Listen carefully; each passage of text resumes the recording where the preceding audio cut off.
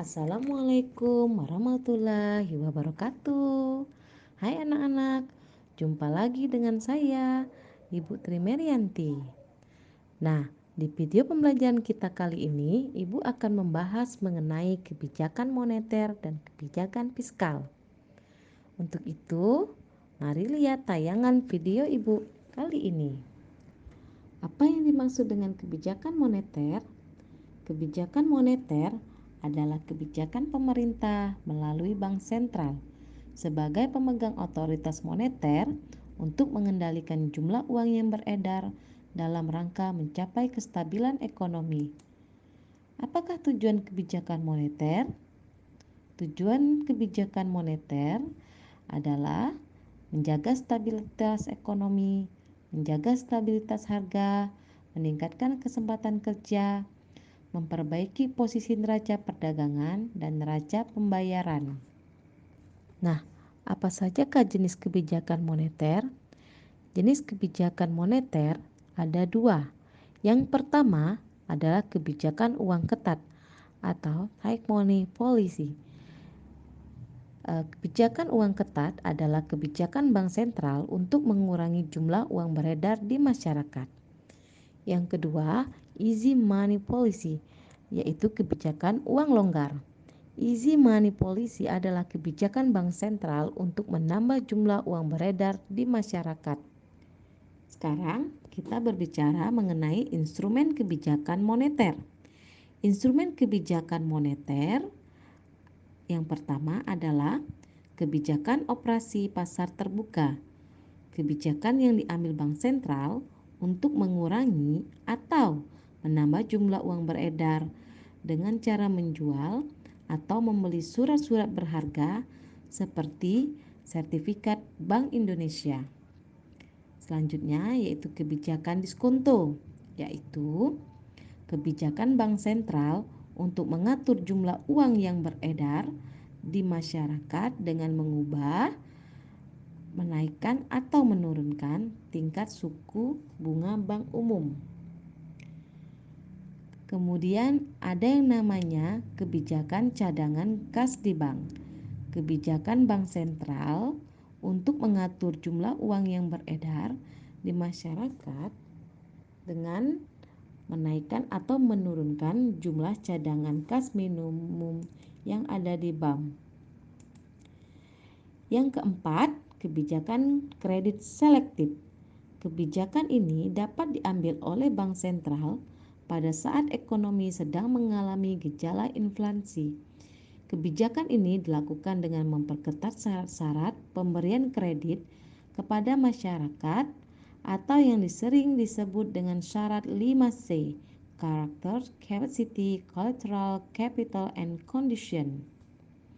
Dan terakhir adalah kebijakan dorongan moral, yaitu kebijakan bank sentral yang mempengaruhi jumlah uang beredar dengan berbagai pengumuman, pidato, dan edaran yang ditujukan kepada bank umum dan pelaku moneter lainnya.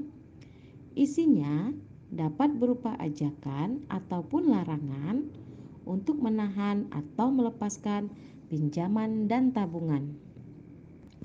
Nah, selanjutnya kita akan berbicara mengenai pengertian kebijakan fiskal. Apakah kebijakan fiskal? Kebijakan fiskal itu adalah suatu kebijakan ekonomi yang dilakukan oleh pemerintah dalam pengelolaan keuangan negara. Kebijakan fiskal itu terbatas pada sumber-sumber penerimaan, alokasi pengeluaran negara yang tercantum dalam APBN yang mengarahkan pada kondisi perekonomian yang lebih baik.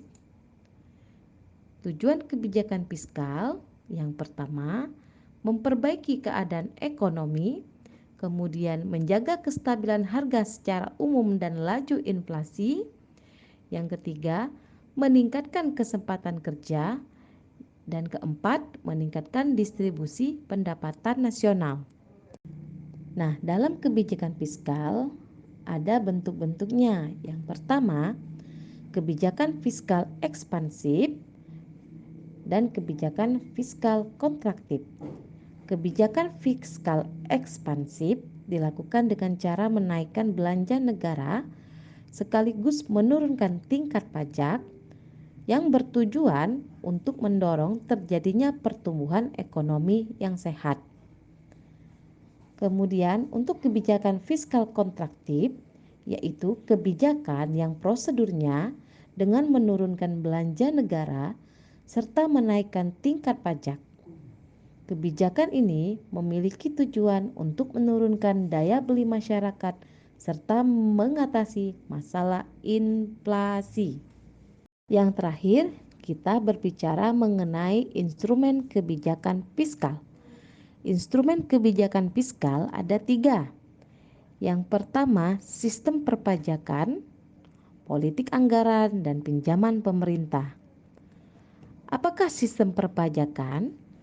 Sistem perpajakan itu menaikkan tarif pajak yang bertujuan untuk memperkuat kas pemerintah dan dapat memperbesar pengeluaran yang bersifat umum. Namun, sebaliknya, pemerintah juga bisa mengurangi tarif pajak. Kemudian, politik anggaran. Politik anggaran ini, pemerintah menjalankan politik anggaran, baik anggaran berimbang maupun anggaran tidak berimbang. Nah, yang terakhir, pinjaman pemerintah. Dalam kondisi tertentu, pemerintah mengutamakan mengejar tingkat pertumbuhan ekonomi, maka pemerintah dapat melakukan pinjaman pemerintah dengan menjual surat utang negara atau SUN. Nah, demikianlah video pembelajaran kita kali ini. Semoga bermanfaat untuk kita semua. Baiklah anak-anak hebat, kita bertemu lagi di video selanjutnya bersama saya Ibu Trimerianti.